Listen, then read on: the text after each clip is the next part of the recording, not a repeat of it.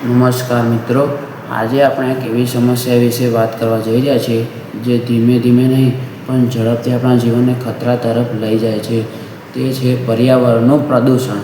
હવા, જેને આપણે શ્વાસ લઈએ છીએ, પાણી, જેને આપણે પીએ છીએ, જમીન, જ્યાંથી આપણું સૌનું જીવન ચાલે છે.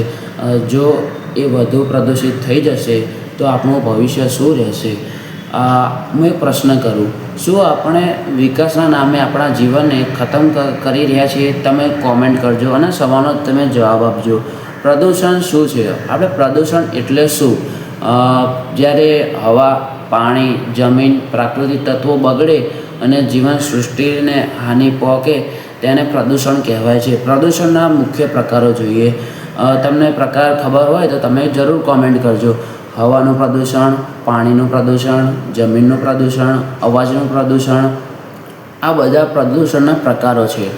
આપણે પ્રદૂષણ કેમ થાય છે?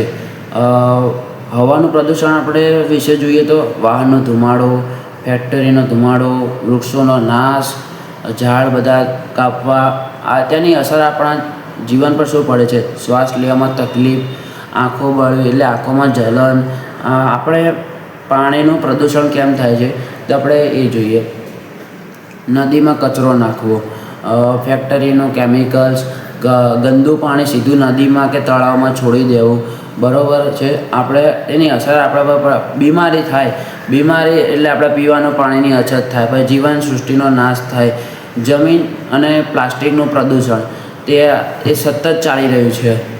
પ્લાસ્ટિકનો વધતો ઉપયોગ, કચરો સળગાવવો, કેમિકલ ખાતર, આ બધું આપણા જીવનને ખૂબ જ નુકસાન પહોંચાડે છે. જમીન ઉપજ ક્ષમતા ઘટે અને ખોરાકમાં ગુણવત્તા બગડે, તે આપણા જીવનને ખૂબ જ નુકસાન પડે છે. આ સમસ્યા કેમ વધી રહી છે? જો આપણે વધતી વસ્તી, બેદરકારી, ઔદ્યોગિક વિકાસ, વૃક્ષોનો નાશ, તેના લીધે આ પ્રદૂષણ થાય છે. સુવિધા માટે આપણે પ્રકૃતિને નુકસાન પહોંચાડીએ છીએ. એનો ઉકેલ આપણે લાવવો જ પડશે. ઉકેલ કહું, કચરો ન ફેંકવો, રિસાયકલ કરવું, વાહન ઓછા વાપરો, પાણી બચાવો. સરકાર પ્લસ સમાજ પ્લસ વ્યક્તિ ત્રણે મળીને કામ કરવું પડશે તો જ પ્રદૂષણ ઘટશે, બાકી પ્રદૂષણ સતત ચાલતું રહેશે. મિત્રો, તો આપણે પૃથ્વી અમારા પૂર્વજો પાસેથી જ વારસામાં નથી મેળવતા. આપણે આપણા બાળકો છીએ, આપણે પાસેથી ઉધાર લઈએ છીએ.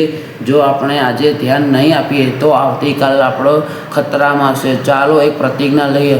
હું પર્યાવરણનું રક્ષણ કરીશ, પ્રદૂષણ ઘટાડવા માટે પ્રયત્ન કરીશ. ધન્યવાદ.